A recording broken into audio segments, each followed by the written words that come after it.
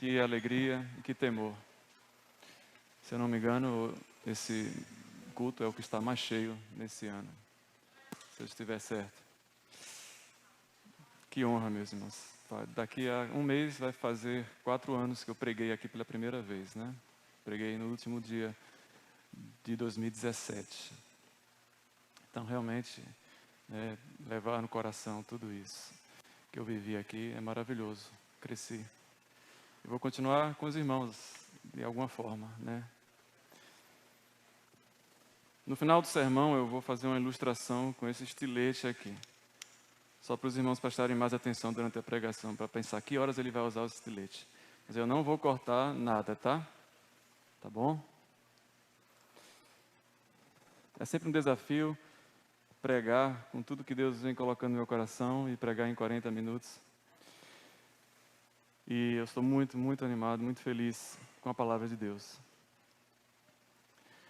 A gente crê que tudo que as pessoas mais desejam desesperadamente em suas vidas, todas as pessoas, o mais pobre ao mais intelectual e rico dos homens, todos desejam a mesma coisa: serem declarados justos diante de Deus. E só o Evangelho pode fazer isso. Amém. O que vamos ler agora é um poema. Eu estou aqui cronometrando para ficar bem ligado no horário, irmãos. Um poema de autoria de Jesus Cristo de Nazaré. Ele foi falado em hebraico. Lucas traduziu ele para o grego e a gente traduziu ele para o português. Mas é um poema, isso que vamos ler agora. Eu convido os irmãos a abrirem Lucas 16. Lucas capítulo 16, verso 9 ao 13. E depois vamos ler do verso 14 e 15. Lucas capítulo 16, verso 9 a 13. Diz assim a palavra de Deus: Eu vos recomendo, das riquezas de origem iníqua, façam amigos, para que quando aquelas riquezas vos faltarem, esses amigos vos recebam nos tabernáculos eternos. Quem é fiel no pouco, também é fiel no muito. E quem é injusto no pouco, também é injusto no muito. Se, pois, não vos tornastes fiéis na aplicação das riquezas de origem injusta, quem vos confiará a verdadeira riqueza? Se não vos tornastes fiéis na aplicação do alheio, do que não é seu, quem vos dará o que é vosso? Ninguém pode servir a 2 senhores, porque ou há de aborrecer-se de um e amar ao outro, ou se devotará a um e desprezará o outro. Não podeis servir a Deus e às riquezas.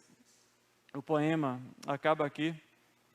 E para a gente entender o contexto, Lucas escreveu para a gente o verso 14 e 15. O verso 14 diz: os fariseus, que eram avarentos, ouviam tudo isso e o ridicularizavam Jesus. Mas Jesus lhes disse aos fariseus: vós sois os que vos justificais a vós mesmos diante dos homens, mas Deus conhece o vosso coração, pois aquilo que é elevado entre homens é abominação diante de Deus. Amém. O Senhor aplique a sua palavra em nosso coração. A gente não consegue perceber no português que isto aqui é um poema, mas os estudiosos são unânimes, os estudiosos do grego principalmente. E esse poema está dividido em 3 partes. Na verdade, são 3 poemas que juntos formam um. O verso 9 é um poema, o verso 10, 11 e 12 é outro poema, e o verso 13 é o último poema. Mas não é um poema como a gente conhece, com rima, mas é um poema que está encaixado, como é a poesia hebraica e grega, encaixado numa estrutura chamada quiasmo, que é muito comum na Bíblia, mas muito mais do que possamos imaginar. E eu queria apresentar rapidamente essa estrutura para os irmãos. Queria que fosse projetada a imagem, a figura número 1 aí. Assim como a gente procura palavras para encaixar numa rima, os hebreus procuravam frases, montar frases para encaixar dentro de uma estrutura. Essa estrutura recebe o nome de quiasmo, porque que no grego é a letra X. Então, vocês percebem que quando você coloca duas frases nessa disposição, a primeira palavra encaixa-se ou remete à última, e a palavra da ponta da frase remete à primeira. Esse é um quiasmo de duas frases, mas na Bíblia há capítulos inteiros de forma de quiasmo, há livros inteiros, e muitos estudiosos conseguem identificar que os próprios livros da Bíblia estão dispostos, os temas dele, em forma de quiasmo. Então, no quiasmo, você pode perceber facilmente o começo e o fim do poema servem como uma moldura para aquilo que está no centro. E como um quadro, a moldura te ajuda a olhar para o centro do quadro. Então, nós ocidentais não escrevemos poemas assim. Por exemplo, Teresinha de Jesus, de uma queda foi ao chão. Acudiram 3 cavalheiros, todos de chapéu na mão. O primeiro foi seu pai, o segundo seu irmão. O terceiro foi aquele que a Teresa deu a mão. Percebeu onde é que está o clímax? Não está no meio, está no fim. Quando a Teresa deu a mão a um cavalheiro especial. Nós costumamos ler poemas assim. Mas eu gostaria que fosse projetado o segundo slide, que eu vou mostrar rapidamente 3 quiasmos, para depois a gente olhar para o texto de Lucas com mais encanto. Por favor, Isaías capítulo 55. Percebam um quiasmo claro aí. Verso 8 e 9. Porque os meus pensamentos não são os vossos pensamentos. Todos nós conhecemos este trecho. Observe que o verso 8 está em par com o verso 9, a palavra pensamento. A palavra caminho aparece 2 vezes. E no centro deste texto está o fato de que Deus nos manda olhar para o alto. Se eu perguntasse qual o centro desta mensagem, o centro é que eu e você somos chamados para olhar para o alto. É por isso que o capítulo 55 é sempre em forma de convite. Vinde a mim, comam, bebam, comprem pão, ouvi, abandone, converta-se o pecador do seu caminho, converta-se ao Senhor. Deixe o perverso o seu caminho, converta-se ao Senhor. É sempre um convite para a gente olhar para o alto. Agora eu queria que fosse projetada a terceira figura. Voltando para Gênesis 17, 1:27. Criou Deus, pois, o homem, a sua imagem, a imagem de Deus o criou. Pergunta, quem está no centro? O fato de que somos criaturas, fomos criados? O fato de que somos imagem de Deus. Moisés escreveu isso aqui pensando exatamente nisso. Prestem atenção, vocês são imagem. É a partir desta imagem que vocês vão descobrir quem são, a identidade de vocês, o valor de vocês, o propósito para o qual vocês foram criados. A partir da imagem. Vocês representam Deus no mundo, já pensou? Não é pouca coisa. Somos superiores a anjos, irmãos. O último exemplo do quiasmo. Quiser me dar o microfone sem fio?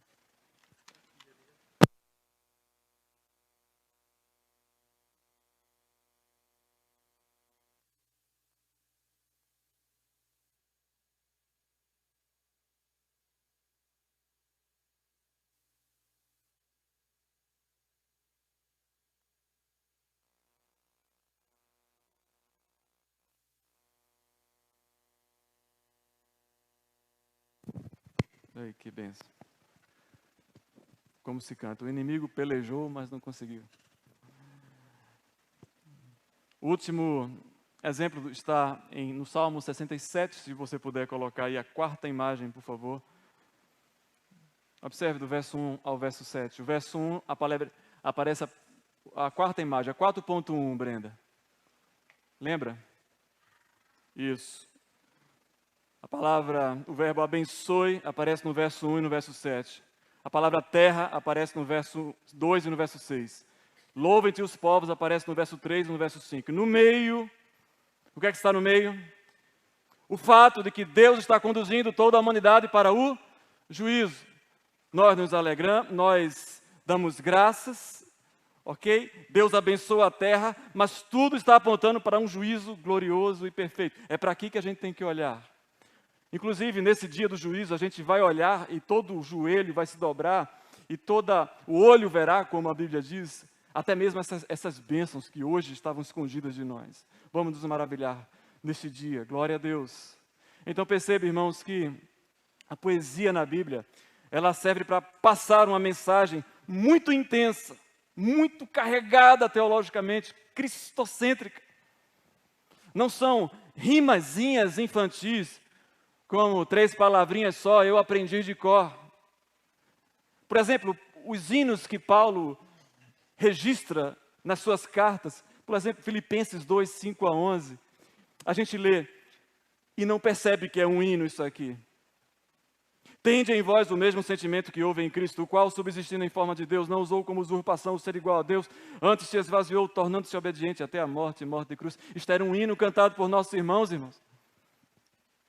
E o mesmo Paulo, no capítulo 1 de 1 Timóteo, no capítulo 3 de 1 Timóteo, ele diz: aquele que foi manifestado na carne, foi justificado em espírito, contemplado por anjos, pregado entre os gentios, crido no mundo e recebido na glória. Isto também é um hino. Você pode imaginar Paulo agora entrando nas igrejas evangélicas, participando de um culto e cantando como Zaqueu. Você consegue imaginar Paulo? Difícil, irmãos. Olha o conteúdo desses hinos, irmãos. Com todo respeito, eu sei que Deus pode usar qualquer música para atingir a espiritualidade das pessoas. Ele faz isso. E eu louvo a Deus pela música como Zaqueu, que chega nos presídios. Por favor, irmãos. O que estamos vendo aqui é a diferença entre o que a gente canta. A gente não precisa importar essas coisas só porque ela faz bem a outras pessoas. O que a gente canta e o que a palavra de Deus nos apresenta como um padrão de espiritualidade nos hinos. Então, poemas, irmãos, você já percebeu, são formas de chamar a atenção da gente para gravar, para transmitir com força e penetrar em nosso coração verdades eternas. Agora, podemos entrar no verso 13. É a partir deste verso 13 de Lucas, capítulo 16, que nós vamos entender o verso 9 a 12. Preste atenção, por favor, na quarta figura, é a 4.1, se eu não me engano. Lucas capítulo 16, verso 13. Observe o quiasmo belíssimo que está aí. Nenhum servo pode servir a 2 senhores. Ou ele odeia um e o outro ele ama, ou ele se devotará a um e o outro ele despreza. Não podeis servir a Deus e a Mamon. Quem está no centro, irmãos? Perceba como isso aqui muda completamente a nossa maneira de ler a Bíblia. Porque quando a gente lê no português, a gente acha que está falando de um dever. Pastor, eu sei que eu não posso amar o dinheiro, eu sei, é errado, né, pastor? É feio. Quem está na moldura, irmãos, são 2 verbos, você não pode, não podeis, mas quem está no centro é uma relação de amor, de coração. Isso muda completamente, é mais do que um dever. Cristo está nos chamando para uma relação. Então uma coisa é você pregar na igreja, um dever para as pessoas. Olha, você não pode amar.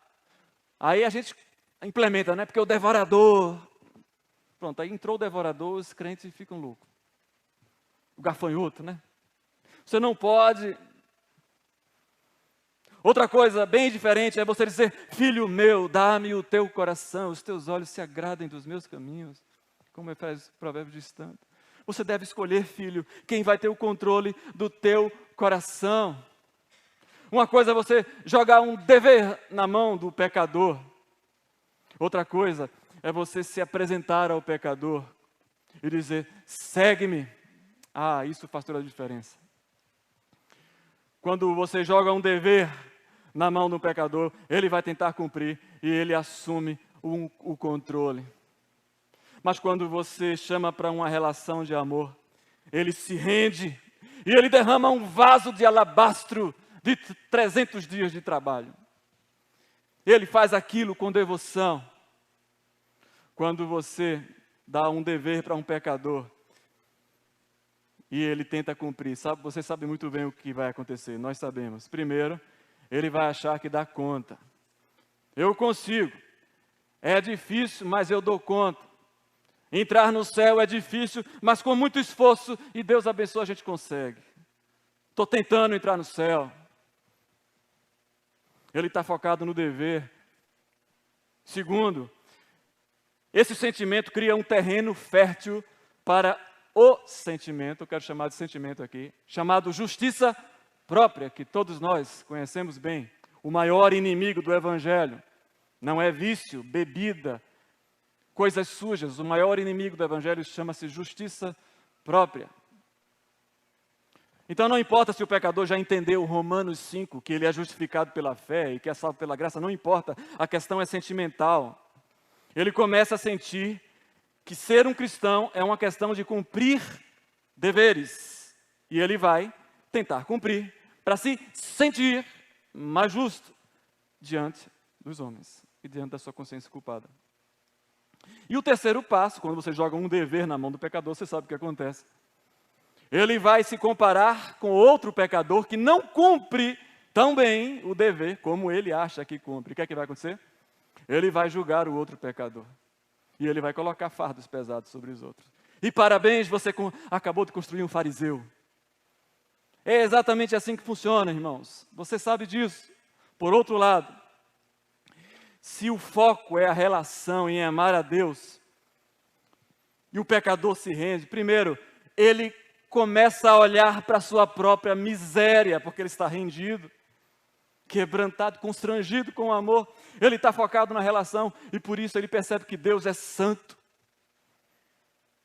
E ele é um filho de um pai que ele quer imitar, muda completamente. Segundo, esse pecador focado na relação percebe que só Deus e não o que ele faz pode justificá-lo. Ele então deseja amar a Deus com todas as forças. E aí você sabe o que acontece. O pecador percebe que ele não ama a Deus. Simplesmente ele não ama a Deus com todas as forças, como ele deveria amar. Só que ele deseja. Ele não ama, mas ele continua desejando. Então ele sabe que precisa da graça de Jesus para isso. Aleluia. E ele se apega ainda mais. Você percebe, meus irmãos, esse ciclo de saúde e dependência na vida cristã? Ele não consegue amar a Deus, mas ele deseja. E quanto mais ele deseja, mais ele percebe o quanto precisa ser transformado por Deus. E ele percebe que somente esse amor a Deus é capaz de supri-lo e preenchê-lo completamente e expulsar os outros amores intrusos no seu coração, como o amor a Mamon. É isso que Jesus está nos ensinando.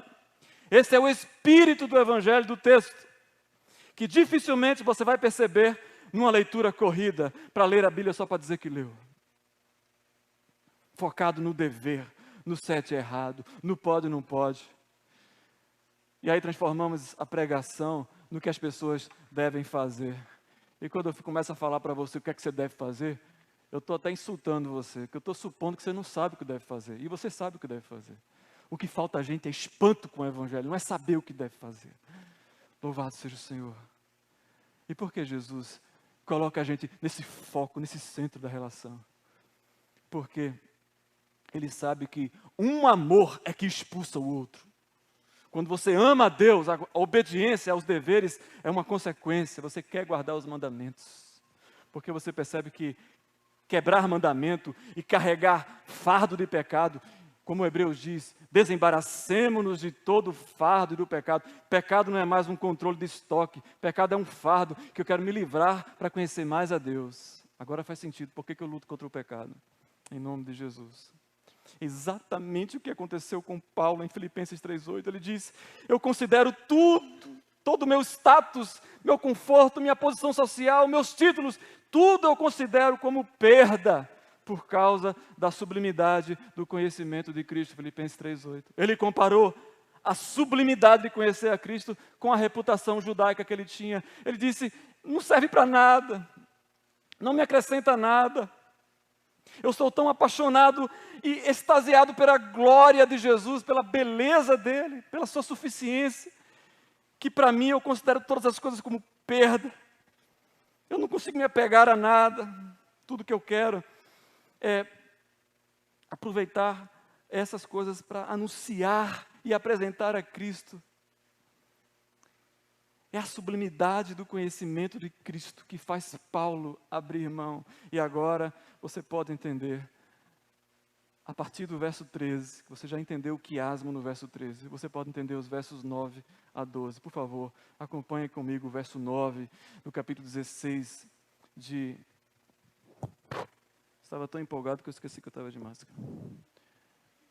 Capítulo 16, verso 9 de Lucas. E eu vos recomendo, das riquezas de origem iníqua, fazei ou façam amigos, para que quando aquelas riquezas de origem iníqua vos faltarem, esses amigos vos recebam nos tabernáculos eternos. A gente tem que entender esse texto, que parece uma recomendação absurda, né? Como assim? Eu vou usar dinheiro sujo para fazer amigo? Foi isso que eu entendi aqui. Veja, irmãos. Por causa dessa partícula i, o verso 9 começa com i. E eu vos recomendo. Por causa disso, muita gente acha que o verso 9 está ligado à parábola do verso 1 a 8. Se você for na internet, como eu fui, eu não vi ninguém separando este verbo. Só o autor, Kenneth Bailey, né, que morou na Palestina durante 60 anos, que conhece bem. E ele pôde identificar claramente, depois ele chamou outros autores para concordarem com ele. O verso 9 está totalmente desconectado à parábola, teologicamente. Então, para a gente entender o verso 9, é fundamental saber disso. Mas então você me pergunta, por que eu leio um i? E eu vos recomendo. Por que tem esse i? Os comentaristas, eles concordam em duas coisas. Primeiro, existe uma semelhança de 3 palavras. Quando você lê a parábola do mordomo infiel, no verso 1 a 8, aparecem as palavras casa, amigos e dinheiro. E esta palavra também aparece no verso 9. Então, algum copista, aquela pessoa que copia a Bíblia, depois de Lucas, ele viu a semelhança dessas palavras e engatou o verso 9 junto com o verso 8, porque ele achava que se tratava da mesma coisa. E ele colocou um i. E ficou como a gente está lendo aqui. E eu vos recomendo das riquezas, façam amigos. Ok? Mas veja, a outra razão é porque, o segundo motivo, né, por que colocaram este verso 9 junto com o verso 8, é porque no verso 8 fala uma coisa muito difícil para a gente às vezes. Jesus diz que o Senhor elogiou o servo por ter agido desonestamente. Você não consegue entender isso. Como o Senhor da parábola, não foi Jesus que elogiou, foi o Senhor da parábola, o dono da terra. Como é que ele elogia um servo que agiu de astúcia? E para que um leitor grego desavisado não achasse estranho este verso 8, um copista imediatamente colocou o verso 9 para corrigir na cabeça do leitor, para ele ter certeza que Jesus não faz vista grossa com desonestidade. E ele já colocou assim, o poema sobre Mamon e o dinheiro, sobre Mamon e Deus, para dizer que Jesus é contra a avareza e necessariamente contra a desonestidade. Mas a razão é muito mais simples do que essa. A parábola do mordomo é escatológica, fala dos últimos dias. A parábola, o poema de Mamon e Deus é sobre dinheiro, não é escatológico. Mas deixa eu me mostrar rapidamente isso, irmãos. A parábola de Lucas, capítulo 16, verso 1 a 8, eu peço que você mantenha a sua Bíblia aberta, mostra um mordomo que havia sido demitido e estava desesperado, porque ele ia ter que mendigar. Ele já tinha certa idade, ele não tinha força para cavar buraco mais, é isso que o texto diz. Ele teria que mendigar a vida inteira. E nesse desespero, esse mordomo decide aplicar um golpe perfeito e audacioso. Um golpe contra o seu senhor, mas a favor de todo mundo, vocês vão entender. Se o golpe desse certo, ele vai ser aceito por toda a aldeia e pelo seu senhor. Se o golpe der errado, ele vai para trás das grades, envergonhado. E essa é considerada uma das parábolas mais difíceis da Bíblia, porque muita gente lê, junto com o verso 9, e acha que Jesus está dando uma lição de generosidade para a gente. Né? Ele está sendo contra a avareza, nos mandando ser como o mordomo. Olha, o mordomo ajudou os devedores do seu senhor, então você deve ajudar as pessoas também. Bonito, né? Caio Fábio, por exemplo, diz que esse mordomo foi pego na Operação Lava Jato. E quando ele se viu que não tinha mais saída, ele tentou reparar seu erro, dando um desconto. E ele tirou do próprio caixa 12, né, que ele tinha roubado o patrão, e ele deu ali um desconto para os arrendatários, para os devedores do seu patrão. Que grande lição, olha o que Caio Fábio diz. Se você meteu a mão e roubou mesmo, e foi pego, né, numa delação premiada ali, ou numa Operação Lava Jato, foi pego em flagrante e não tem como fugir, então o melhor é reparar seu erro ao máximo. Eu achei isso aqui o maior dos absurdos. Não é nada disso, irmãos, pelo amor de Deus. Ser generoso com o que você roubou, faz sentido isso para você? Você rouba e depois vai tentar reparar, você é Robin Hood agora. Parece... É claro que a gente vai aliviar a vida das pessoas ao máximo, sendo generoso.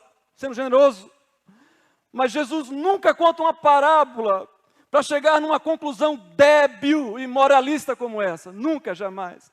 Parábolas, poemas foram escritos para arrebatar o nosso coração. E sempre são surpreendentes.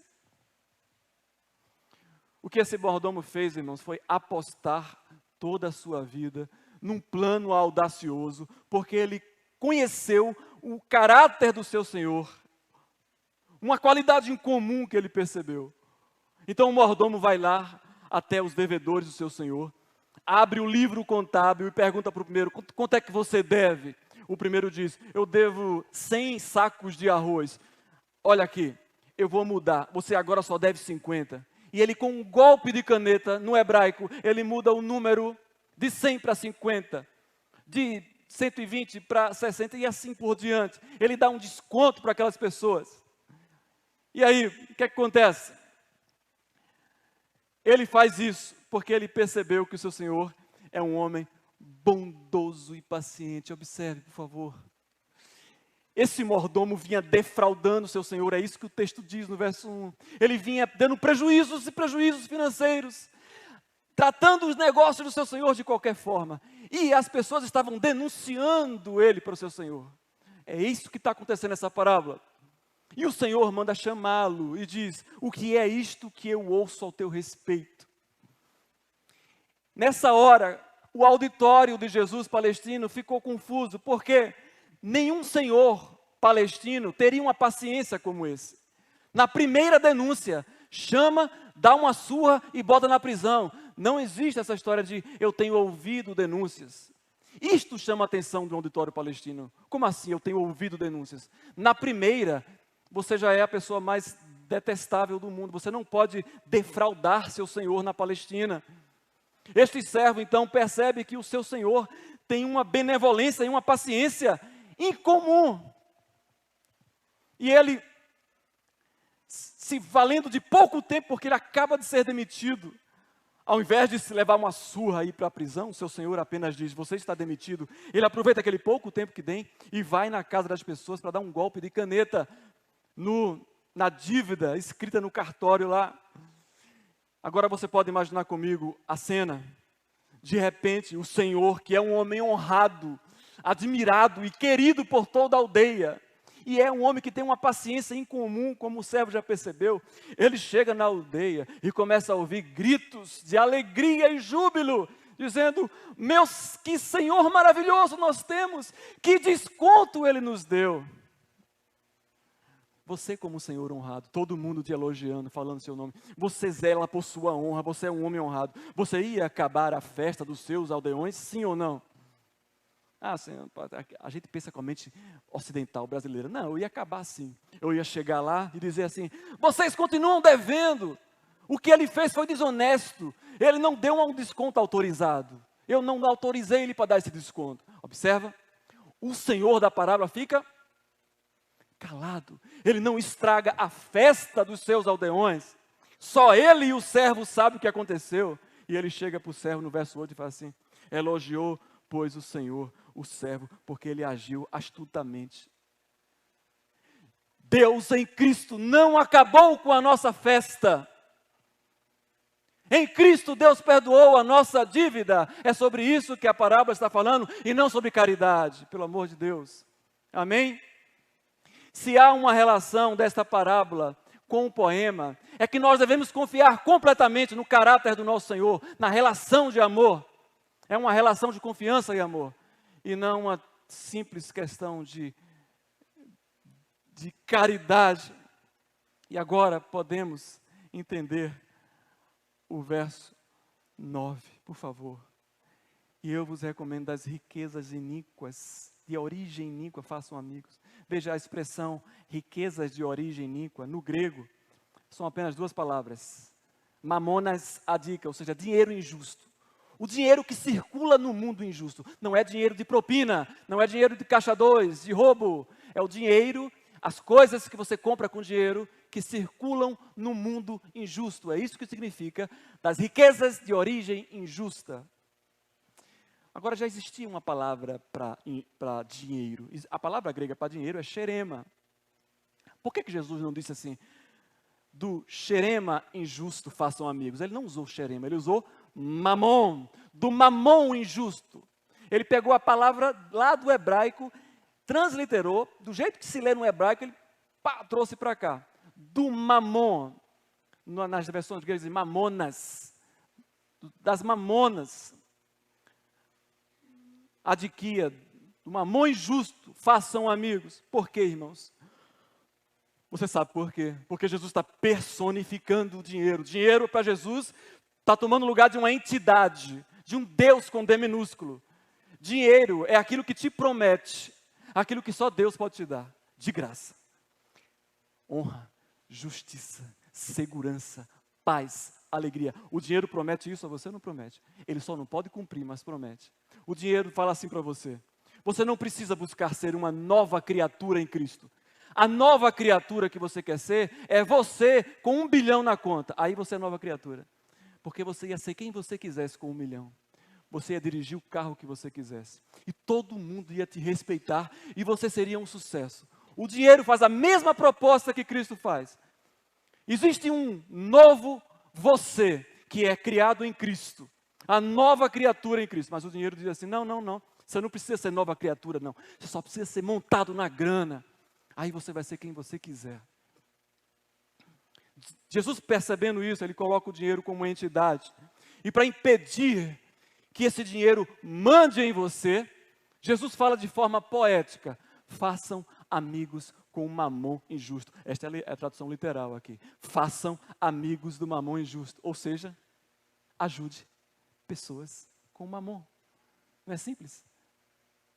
Use o dinheiro, use coisas, use status, como Paulo usou o status da cidadania romana e do judaísmo. Use a tua posição, use o que te foi confiado para ajudar pessoas.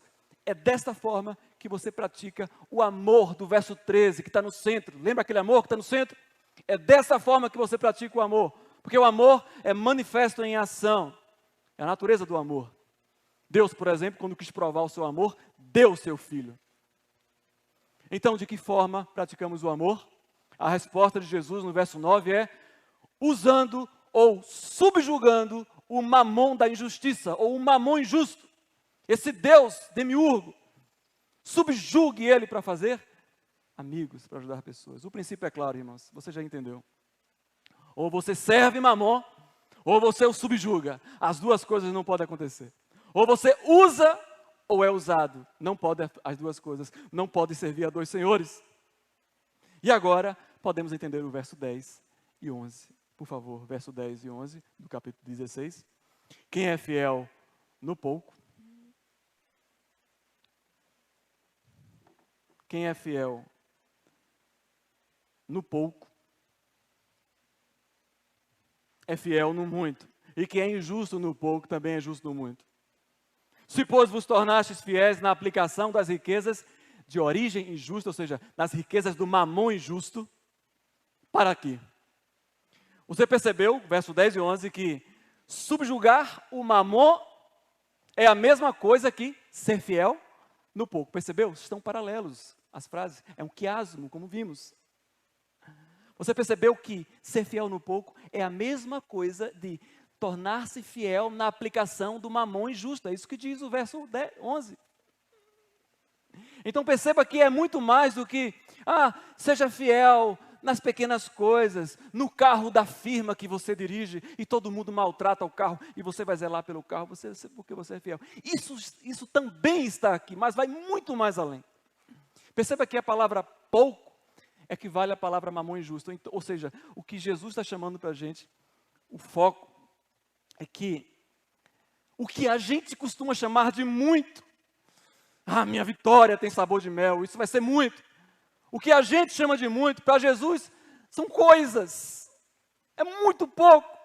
Dinheiro, status, fama, poder. Coisas que as pessoas estão se matando para ter. Jesus diz, seja fiel no pouco, porque isso são coisas. Que carrão. Uau, que casa. Que avião. Luciano da Havan, o dono da Havan, comprou recentemente um avião de 250 milhões de reais. 250 milhões. Você diz, uau. Jesus fala, isso é muito pouco. Isso é muito pouco. Seja fiel no pouco, velho da Havan. Porque isso é muito pouco. Exatamente o que diz no verso 15. Pois aquilo que é elevado entre os homens, veja comigo, por favor, confira o verso 15, se esses argumentos não estão saindo exatamente do texto. O que é elevado entre os homens é abominação para Deus, é muito pouco. Então seja fiel no pouco. Vocês inverteram a escala, mas um dia Deus vai desinverter, e quem está no primeiro vai ser o último, e quem está no último vai estar no primeiro, porque os primeiros serão os últimos. Ou você tem dúvida que aquela criança que nasce com síndrome de Down, insuficiência cerebral, paralisia cerebral, que essa criança nasceu com um propósito glorioso e ela vai ser colocada nos primeiros lugares um dia. E você, muita gente que achou que a vida era só curtir e gastar, vai estar nos últimos. Eu espero que você não tenha dúvida disso. Mas aí Jesus diz, vocês querem falar de riqueza verdadeira? Vocês querem falar mesmo? Então veja, por favor, o final do verso 11 comigo. Se, pois, não vos tornasses fiéis na aplicação das riquezas de origem injusta, quem vos confiará a verdadeira? Agora a gente vai falar de verdadeira riqueza. Então seja fiel no pouco, no mamão injusto, e um dia será confiado a você o quê? A riqueza verdadeira. O que Jesus está dizendo é algo maravilhoso aqui, irmãos. À medida que você for fiel no pouco, com a lida com mamon, nas coisas, você está sendo preparado, José. Você está na prisão, mas está sendo fiel no pouco, na lida, servindo pessoas. Você está sendo preparado, José, para uma riqueza verdadeira. Uma estrutura está se erguendo dentro de mim e de você, à medida que somos fiéis no pouco. E você já entendeu o que é pouco. Ora, para que servem estruturas, irmãos? Para suportar coisas grandes, pesadas, para suportar a riqueza verdadeira. E que riqueza verdadeira são essas? Por favor, deixe que a Bíblia te responda. Que riquezas verdadeiras são essas? Os evangelhos chamam essa riqueza de tesouros no céu, onde a traça não pode roer, nem ladrão roubar. Coisas que a gente faz para ser rico para Deus. Falam também de ser colocado sobre o muito e ter autoridade sobre nações. Os apóstolos chamam de herança incorruptível. Tiago chama de coroa da vida. Paulo chama de prêmio da soberana vocação. E esse prêmio é um relacionamento. Ele quer conformar-se a Cristo. Esse prêmio não é coisas. Riqueza verdadeira fala de transbordar de toda a sabedoria e entendimento espiritual. Todas essas expressões que eu estou usando aqui tem um versículo bíblico ao lado. Fala de sublimidade do conhecimento de Cristo. Fala de ser tomado de toda a plenitude de Deus.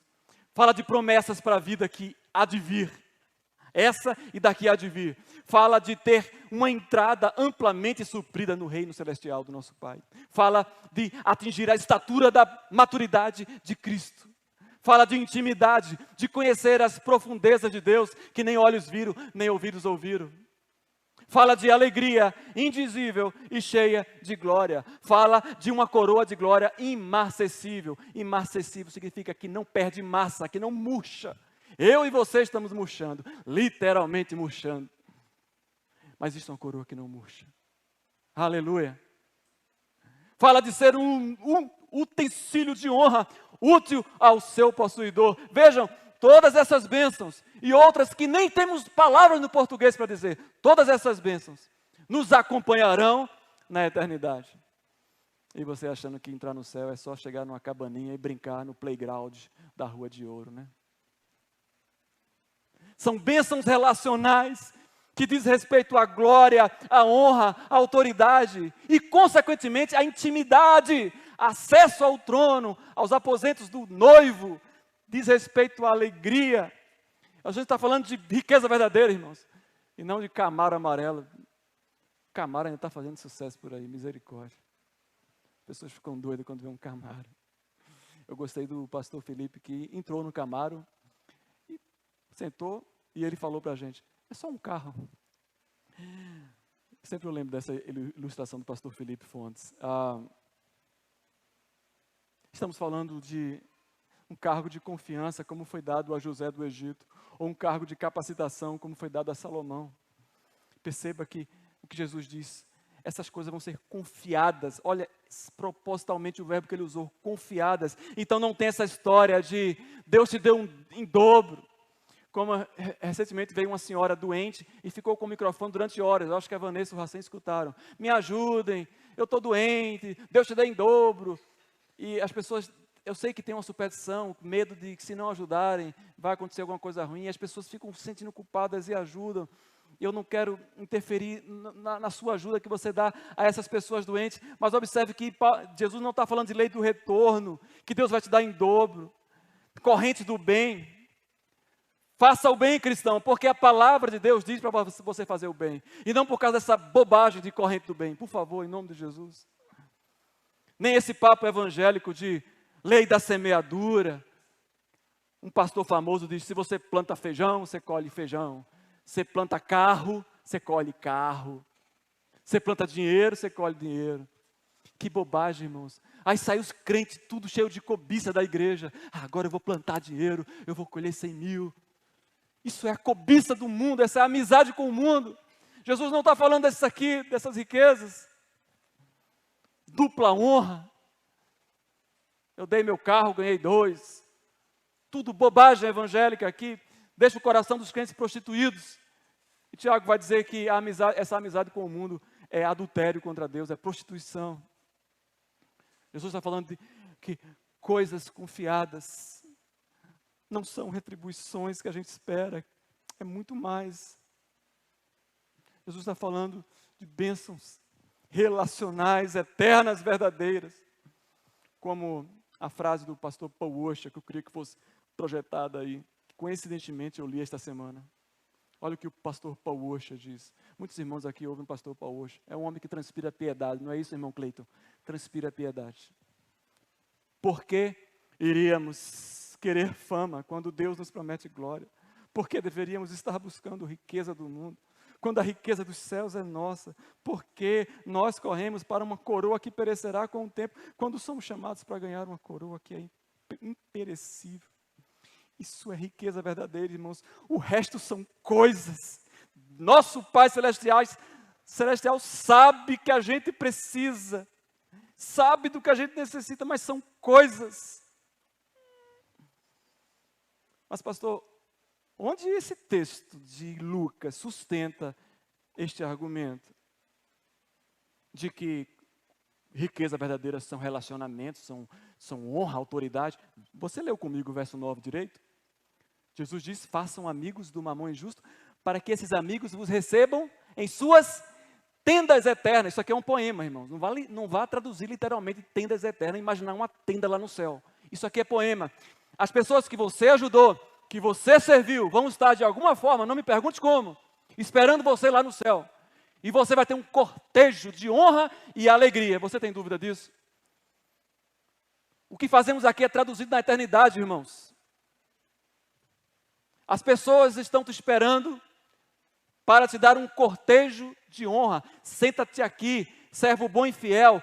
Foste fiel num pouco, será colocado sobre o muito. Vem aqui, à minha direita. Tudo isso diz respeito à honra, festa, gozo, eternidade. Louvado seja o Senhor. Salomão, que é que você quer, Salomão? Eu quero a verdadeira riqueza. Eu quero a verdadeira riqueza, Senhor. Eu quero a verdadeira riqueza para poder liderar o teu povo. Muito bem, Salomão, você pediu a coisa certa. E agora, junto com essa sabedoria, Deus vai dar a Salomão toda a riqueza, fama e capacidade para gerir e administrar e empreender e pesquisar também toda a capacidade que um homem já pôde ter aqui nessa terra. Porque Salomão pediu a coisa certa, a riqueza verdadeira.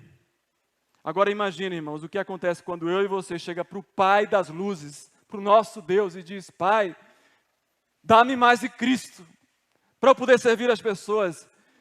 Eu quero mais, me tornar mais parecido com Cristo. Como é que você acha que fica o coração de Deus, irmãos? Você acha que alguma coisa pode impedir que Ele te dê isso? Que Ele te faça uma pessoa de fato próspera? É sobre isso que Jesus fala. Imagina pedir mais de Cristo. Salomão não fazia nem ideia do que era isso, mas nós sabemos. Porque nós temos a carta aos Colossenses e Filipenses que diz que nele, em Cristo, estão escondidos todos os tesouros da sabedoria de Deus. Toda a plenitude da divindade foi embutida no nome de Jesus de Nazaré. E quando eu peço para ser igual a Jesus, você já parou para pensar na revolução que isso é, irmãos? Louvado seja o Senhor. 3 conclusões me permitam para a gente terminar. Primeiro, Deus tem bênçãos grandes e gloriosas para cada um de nós. Você sabe disso, você percebeu isso. A grande questão aqui desta pregação é se nós temos estrutura para suportar essas verdadeiras riquezas. Essa é a pergunta que eu me faço. E você sabe que muitas vezes nós não temos essa estrutura. E por que não temos essa estrutura, pastor? Porque, na verdade, muitas vezes já estamos acomodados nas nossas estruturas religiosas, que funcionam como muletas, pedágio espiritual, que a gente apenas utiliza para não precisar fazer muita força para ser um cristão. A gente já tem as estruturas. E aí, se você anda de bengala, meu irmão, você não tem estrutura para suportar peso nenhum. Você não tem estrutura. A multidão, por exemplo, de João 6, não teve estrutura para suportar as palavras de Jesus. Elas disseram: duras são essas palavras, ninguém pode suportar. E vazaram, deixaram de seguir Jesus. Os crentes da carta de Timóteo não tiveram estrutura para suportar a sã doutrina. Paulo disse, eles tiveram coceiras no ouvido e se cercaram de mestres para ouvir aquilo que lhes agradava. Deus é gracioso e paciente, sim, com as nossas fraquezas e debilidades. Ele respeita nosso ritmo de crescimento, sim, mas Ele não nos dá aquilo que a nossa estrutura não suporta, porque Ele é justo. E quando Ele nos dá, Ele está sendo até misericordioso, porque você não ia suportar. E se não perseveramos, como Tiago diz, bem-aventurado o homem que suporta as provações, porque receberá a coroa da glória. Se não há perseverança, não tem musculatura para suportar uma coroa, não tem estrutura. Essa é a lógica da Bíblia, a gente persevera para criar estrutura. Aplique isso em qualquer área da sua vida, você vai ver que é verdade. Tudo é uma questão de perseverança, de tempo, de construir as ramificações no cérebro, de aprender. A segunda conclusão do texto, me permita. Talvez você diga aí no seu banco: graças a Deus, pastor, esse pecado da avareza eu não tenho. Sou uma pessoa muito generosa. Você não tem pecado de avareza. Agora você sabe para que eu trouxe isso aqui, né? Eu vou te emprestar isso aqui para você riscar esses 3 versículos da sua Bíblia, esses 4 versículos da sua Bíblia. Você vai cortar da sua Bíblia, porque você não precisa dele. Vamos combinar assim? Se você não tem avareza, esse versículo não foi escrito para você. Mas se você percebe que a avareza é uma coisa muito mais complexa e sofisticada do que ser suvina, mão de vaca, ser agiota, ser viciado em jogo de loteria, graças a Deus eu não sou, pastor, então eu não tenho um problema com a avareza. Se você acha isso, então eu te convido a prestar atenção mais uma vez. Veja o que Lucas diz no verso 14. Os fariseus que eram avarentos, ouviram esse poema, e ridicularizavam Jesus. Ou seja, esse cara é louco, isso aí que ele está falando não é para mim não. Os fariseus tiveram essa atitude. Os fariseus, eles davam esmolas, irmãos, muito mais do que você e eu. Davam dízimo e davam esmolas. Inclusive, esmola fazia parte da espiritualidade judaica. Orações, jejuns de esmola. Todo fariseu dava esmola. eles achavam que serviam a Deus, mas Jesus diz que eles serviam a si mesmos. Eles oravam para si mesmos. Oravam de si para si, lembram a parábola? Eles serviam a Mamon. Eles serviam ao status, à boa vida. Jesus não disse que eles eram agiotas, suvinas. Eles eram homens de boa reputação. Mas eles tentavam se justificar diante dos homens, como diz o verso 15. Vós, fariseus, que procurais justificar-vos diante dos homens. E foi justamente por causa de amarem as suas boas vidas que eles rejeitaram Jesus. Porque se Jesus fosse apenas um rabino popular, que não incomodasse eles, estaria tudo bem. Vai pregar para lá com os teus discípulos. Mas Jesus ensinava e demonstrava a sua autoridade por meio de curas e milagres. E dizia para eles, eu sou maior do que a religião de vocês. Eu sou maior do que a igreja presbiteriana. Eu sou maior do que o sábado, do que o templo. Eu sou maior do que Salomão, do que Davi, do que Abraão. Eu sou. Ah, eles não tiveram dúvida. Vamos matar esse cara. Senão Roma vai chegar aqui e vai tirar o nosso prestígio. E outra coisa, já tem gente demais seguindo esse caipira de Nazaré e deixando de seguir a gente. Vamos matá-lo. Foi por isso que mataram Jesus, irmãos. Porque eles amaram a boa vida. Não foi porque eles eram pessoas terríveis, satanistas. Não, eles eram religiosos. Eles amavam suas reputações. E agora você entendeu, segundo o Evangelho, que amar a reputação, isso é avareza. Terceira conclusão, me permita. Você percebeu que no centro do poema está um mandamento. Qual é o mandamento? Amarás ao Senhor, teu Deus, de todo o teu coração.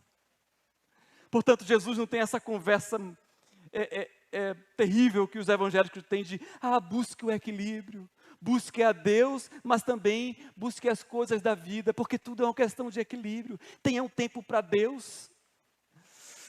Essa conversa que dá náuseas em Jesus. Crentes buscando esse equilíbrio, um pouco para Deus, um pouco para mim.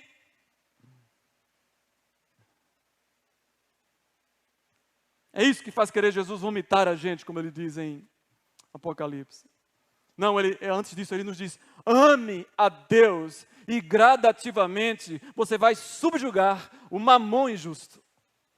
Essa amizade com o mundo que bate tão forte em você. Ame a Deus. E você diz, mas pastor, esse é o centro do nosso sermão, irmãos. Mas pastor, quando eu tento amar a Deus, eu percebo quão miserável eu sou e eu percebo que eu não amo. E o apóstolo Paulo vai dizer, bingo, parabéns, isto é ser cristão. Você percebeu que não ama a Deus. Antes você não percebia, porque você se achava um bom religioso. Nesse momento Paulo vai te dar a mão e a minha, a você, e vai dizer, eu também me sinto assim, meu irmão, que eu não amo a Deus, o bem que eu quero fazer eu não faço. Existem punções dentro de mim. É esquisito esse negócio. Inclusive eu gemo todos os dias, esperando o dia em que serei completamente revestido de Cristo e esse velho homem despojado completamente, que eu não aguento mais acordar com esse miserável, eu tenho que matá-lo todos os dias. Eu gemo, Romanos 8, junto com toda a natureza, esperando a completa redenção do meu corpo. Louvado seja o Senhor. Só que até lá, meu irmãozinho, Paulo vai dizer, vamos matar e crucificar esse homem. Não brinque com ele. Alguém já disse, né? Eu até postei essa frase. Pensei que o velho homem tinha morrido nas águas do batismo, mas depois descobri que o miserável sabia nadar. Tem que matar todo dia agora, afogado. Louvado seja o Senhor, irmão.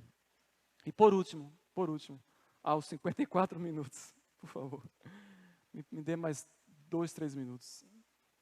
Uma aplicação para a gente. A maneira mais prática de aplicar isso na minha vida é a seguinte. Você quer servir a Deus? Jesus falou em servir a Deus aqui. Não poder servir a dois senhores. A pergunta é, você quer servir a Deus? Então seja fiel na lida com as suas coisas. Compre essa briga com Deus.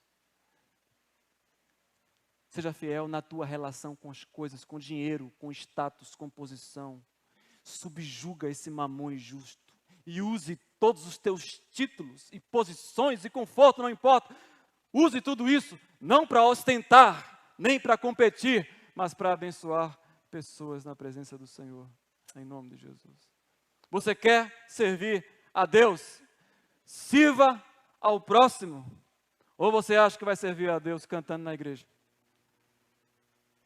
Irmãos, nós louvamos a Deus aqui na igreja porque é bom cantar louvores ao Senhor. Ele é digno. Mas nós servimos a Deus servindo ao próximo. Amém? Você quer ofertar a Deus? Adivinha? Oferte ao próximo. O pastor Paulo Júnior, da Igreja Sal e Luz de Goiânia, ele disse que um maleiro lá do guarda-roupa, né? Cheio de enxoval, parado, é um lugar endemoniado onde o inferno habita. Misericórdia, ele usa essa palavra para chocar. O maleiro é um lugar endemoniado onde o inferno habita. Porque ali tem cobertor que não sabe o que é cobertor. Tem prato e jogo de xícara que está em crise de identidade, que sem saber para que serve. Então ele diz que tudo que você doa, dá e reparte é usado, tudo que é desgastado, você salva. E tudo que é guardado e repartido fica perdido. Essa semana eu falei com o Valdir. Valdir, eu peguei uma tábua ali atrás de 4 metros e eu salvei a tábua. Eu serrei a tábua, irmãos, transformei numa prateleira lá na minha casa. Eu salvei a tábua, ela estava perdida. Uma vez a minha mãe, lá na primeira igreja presbiteriana do Recife, isso há 25 anos atrás, ela soube que tinha um irmão na igreja que tinha 5 videocassete em casa e só usava 1 ou 2. Ele tinha uma obsessão por videocassete. E ela chegou no meu irmão, nesse irmão, e disse: irmão, é verdade que o senhor tem 5 videocassetes na sua casa? O senhor poderia doar um para o projeto com as crianças lá na favela? O irmão ficou sem saída. Minha mãe é boa de pedir, né? E esse irmão deu um videocassete. E lembre-se, irmãos. Sim, o videocassete foi salvo, né? Estava perdido lá, ele foi salvo. E lembre-se, coisas, por mais bilionárias que sejam, são nada, são resto, são refúgio, perto da verdadeira riqueza que Deus tem preparado para mim e para você. Louvado seja o Senhor. Aleluia. Vamos ficar em pé, agradecer a Deus. Aleluia. Tem um canto que eu queria cantar apenas o refrão com os irmãos. Esse cântico diz: junto a ti teu amor me envolve, atrai-me, ao teu lado está. Espero em ti e subo como águias, nas asas do Espírito, contigo voarei, no poder do teu amor. Vamos pedir essa vida agora em Jesus, essa vida de Jesus dentro de nós, que vai nos livrar do mamão injusto, vai nos ensinar a amar a Deus. Vamos cantar assim? Junto a ti, teu amor envolve,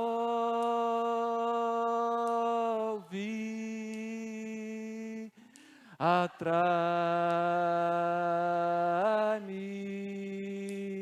ao teu lado está.